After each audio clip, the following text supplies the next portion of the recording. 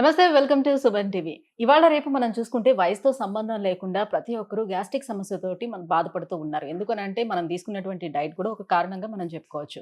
అయితే ఇదే డైట్‌ని కరెక్షన్ చేసుకొని మనం ఒక మంచి డైట్‌ని తీసుకొని ఏ రకంగా ఈ గ్యాస్ట్రిక్ సమస్యను మనం నివారించుకునే అవకాశం ఉంటుంది. ఇవాళ తెలుసుకుందాం. ఇవాల్టి వీడియోలో మనతో పాటు ఉన్నారు సీనియర్ డైటీషియన్ వినీలా గారు. వినీలాస్ స్పార్కిల్ నుంచి. Hello ma'am. Hi. Ma'am so gastric problem. So major problem. అందరిలో ఉన్నటువంటి కామన్ ప్రాబ్లమ్ అని కూడా చెప్పుకోవచ్చు. సో ఆల్మోస్ట్ ఒక 12 ఇయర్స్ దగ్గర నుంచే పిల్లలతో సైతం కూడా ఈ గ్యాస్ట్రిక్ సమస్యతో బాధపడుతున్నారు. బికాస్ వాళ్ళు తీసుకున్నటువంటి డైట్ కూడా కారణం కావచ్చు.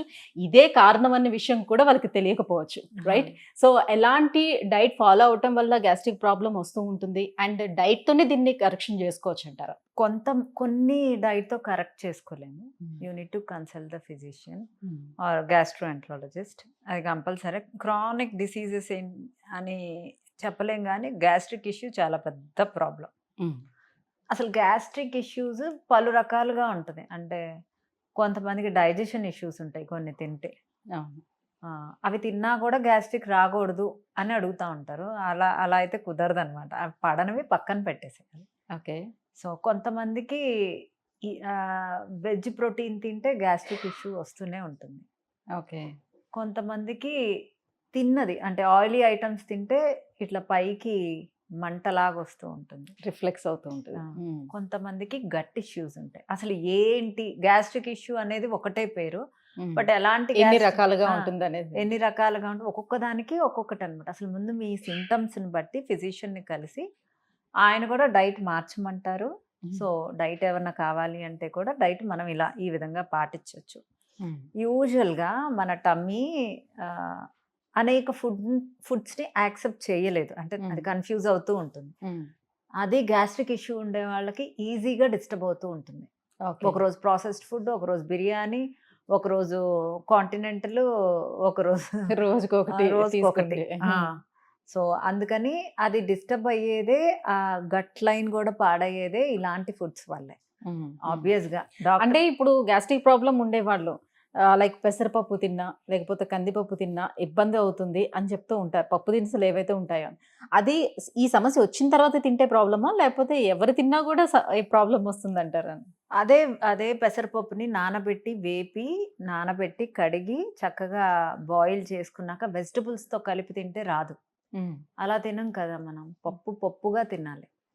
సో వెజ్జీస్ కూడా మంచిగా బాయిల్ చేసి సాట్ చేసుకొని దాంట్లో పెసరపప్పు వేసుకొని దాల్ తినాలి అనుకుంటే, సో ఆకుకూర ఎక్కువ వేసుకొని పప్పు చేసుకోవచ్చు, పప్పు తక్కువ వేసుకొని. ఒత్తి పప్పు మనం చేసుకుంటాం, అలా కాకుండా any vegetables or leafy vegetables mix చేసుకోవాలి అంతే.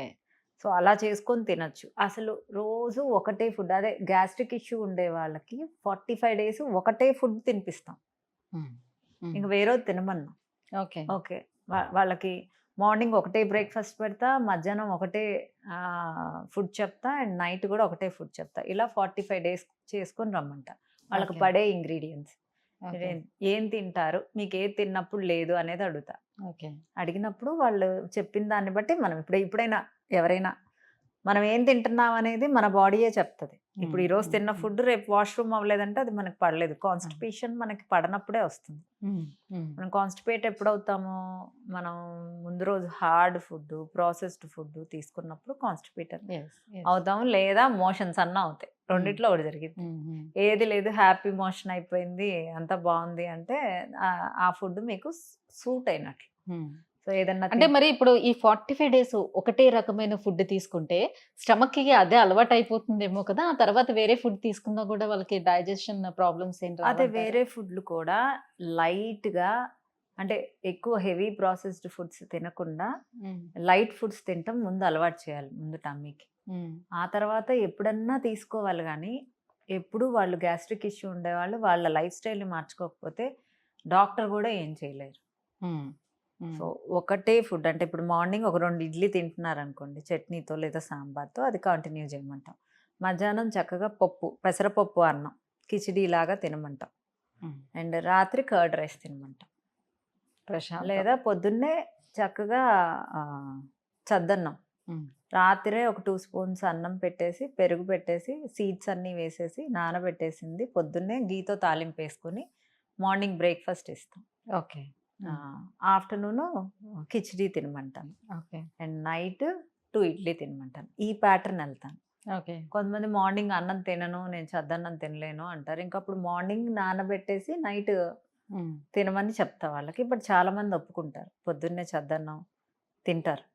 అంటే గట్ చాలా గుడ్ బ్యాక్టీరియాకి మంచిది, గట్‌కి మంచిది, గట్ లైన్‌కి మంచిదని ఎస్. వింటారు. బట్ ఈ విధంగా ఒక 2 మంత్స్, 3 మంత్స్, 4 మంత్స్ చేసినా అక్కడ ఏమన్నా రిపేర్ అవుతది. అంటే టమ్మీ హ్యాపీ అవుతది. ఓకే. టమ్మీ ఎప్పుడు కన్‌ఫ్యూజ్ అవుతూ ఉంటది. డిఫరెంట్ ఫుడ్స్ అసలు ఇప్పుడు ఇదివరకు ఇన్ని డిఫరెంట్ ఫుడ్స్ ఉండేవి కాదు. దీంతో పాటుగా వాళ్ళు కాఫీ, టీ అలవాట్లు ఏమైనా ఉంటే కంప్లీట్ మానిపించేస్తారా? కంపల్సరీ ఆపేయాల్సిందే. ఓకే. సిగరెట్ తాగుతున్నా ఆపేయాల్సిందే, ఆల్కహాల్ తాగుతున్నా ఆపేయాల్సిందే, కాఫీ, టీ తాగుతున్నా ఆపేయాల్సిందే. Okay. No doubt. Okay. Caffeine అనేది అసలు అంటే ఈ గ్యాస్ట్రిక్ ప్రాబ్లమ్ తగ్గించుకోవడానికి చాలా మంది చూస్తూ ఉంటాను. మార్నింగే లేచంట వాళ్ళు పరగడుపున అరటిపండు తింటే సమస్య తగ్గుతుందని చెప్తున్నారు. సో, మేము అది ఫాలో అవుతున్నాం అని చెప్తారు. అసలు అలా పరగడుపున తినొచ్చంటారా? యాహ్! మంచిగానే తినొచ్చు. ఉంటుందా? అది కూడా కరెక్టే. బట్ అరటిపండు చాలా మందికి పడదు. అది తిన్నప్పుడు కూడా కొంతమందికి బాగా తేపులు రావటము, డైజెషన్ ఇష్యూ రావటము, గ్యాస్ట్రిక్ ఇష్యూ రావటం ఉంటుంది. అది ఓకే. లేని వాళ్ళు తినొచ్చు. ఓకే. అదే పొద్దున్నే రాత్రి పెరుగులో నానబెట్టిన అన్నము, నెయ్యితో తాలింపు వేసుకొని తిన్నది, ఉల్లిపాయ వేసుకొని వాళ్ళకి ఏ ప్రాబ్లము రాదు. కడుపు చల్లగా ఉంటది. ఓకే. సో, వాళ్ళు టమ్మీకి ఏ హ్యాపీ ఫుడ్ ఉంటదో అది తినాలి. మీరు అన్‌హ్యాపీగా ఉన్నారు టమ్మీ వల్ల. మీరు టమ్మీని హ్యాపీ చేయాలి. సో, అందుకనే పొద్దున్నే రాత్రి ఒక 2 స్పూన్స్, 3 స్పూన్స్ రైస్ వేసి కర్డ్‌లో sunflower seeds, pumpkin seeds, watermelon seeds, chia seeds and roasted అన్నీ రోస్ట్ చేసి నువ్వులు అన్నీ ఏసేసి పొద్దున్నే దాన్ని మెత్తగా మిక్సీ ఏసేసి నెయ్యితో తాలింపు వేసుకొని, సాల్ట్ వేసుకొని చక్కగా తాగేసేయి. ఓకే. చక్కగా రాగి పిండి కూడా దానిలో కలుపుకున్న అంబలి అసలు చాలా సేపు ఆకలవ్వదు. ఓకే. అండ్ మధ్యాహ్నం ఆకలేసినప్పుడు కిచిడీ తినొచ్చు. నైట్‌కి కూడా ఇడ్లీ. ఈ మధ్యలో మళ్ళీ మధ్యలోని స్నాక్స్ లాంటివి ఏవైనా ఇంకేం ముట్టుకోకూడదు. తినకూడదు. ఈ ఫుడ్ సఫిషియంట్. ముందు టమ్మీని హ్యాపీ చేయాలి. టమ్మీ లోపల ఏమైనా అల్సర్స్ ఉన్నా అవి కొంచెం తగ్గాలి. అండ్ తర్వాత కూడా మీరు అంటే హార్డ్ ఫుడ్స్ పిజ్జాలు, బర్గర్‌లు, పాస్తాలు, నూడిల్స్ అలాంటివి ప్రాసెస్డ్ ఫుడ్ తగ్గించాలి. డీప్ ఫ్రైడ్ ఫుడ్ తగ్గించాలి. మసాలా ఫుడ్ తగ్గించాలి. ఎప్పుడో ఒకసారి తినాలి. తిన్నప్పుడు మీ గ్యాస్ట్రిక్ ఇష్యూ ఎలివేట్ అవుతది. యూ నీడ్ టు అంటే టేక్ ఈ 45 డేస్ ఎట్లనో చేస్తే అలవాటవుతది. ఎట్లనో ఆ ప్యాటర్న్ అలవాటవుతది ఒకటి. సెకండ్ థింగ్ రోజు ఒకటే రకమైన ఫుడ్ తినాలని అంటే మా వల్ల కావట్లేదు అనే వాళ్ళకి ఏమైనా ఆప్షన్ ఇస్తారా? ఏదైనా చేంజెస్ చేస్తారా? ఇంకెప్పటికి అంటే గ్యాస్ట్రిక్ ఇష్యూ ఉంటే కనుక ఇంకా టాబ్లెట్స్ వేసుకుంటూ ఉండాలి. కొన్ని రోజులకి ఆ టాబ్లెట్స్ కూడా మళ్ళీ హయ్యర్ డోస్‌కి వెళ్తూ ఉండాలి. అలా వేసుకొని నేను ఇలా చేయలేను, అలానే చేస్తాను అనే ఆప్షన్ కూడా చాలా మంది ఆప్ట్ చేసుకుంటూ ఉంటారు. దానికి మనం ఏం చేయలేం. మీన్స్ వాళ్ళు చేయలేనప్పుడు మనం ఏం చేయలేం. చేయగలిగిన వాళ్ళకి హెల్ప్ చేయగలం. ఇంకా ఏమైనా ఇంటి చిట్కాలు ఉన్నాయా మ్యామ్ దీనికి? దీనికన్నా మంచి చిట్కా లేదు. చక్కగా పొద్దున్నే అన్నము, మధ్యాహ్నం కిచిడి, సాయంత్రం ఆ పప్పు చారుతో 2 ఇడ్లీ.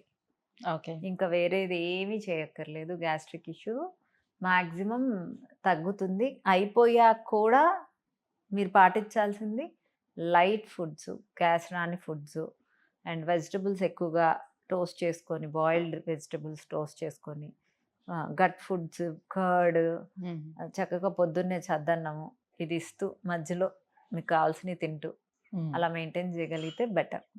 ఒకప్పుడు చద్దన్నం పొద్దున్నే లేసి చక్కగా తినేవారు. బట్ రాను కాలంలో ఏంటంటే సో చద్దన్నం తినడం వల్ల ఒళ్ళొచ్చేస్తది కాబట్టి సో చద్దన్నాన్ని అవాయిడ్ చేయమని అలా దాన్ని అవాయిడ్ చేసుకుంటూ రావడం జరిగింది. నిజంగానే అలా జరుగుతదంటారా?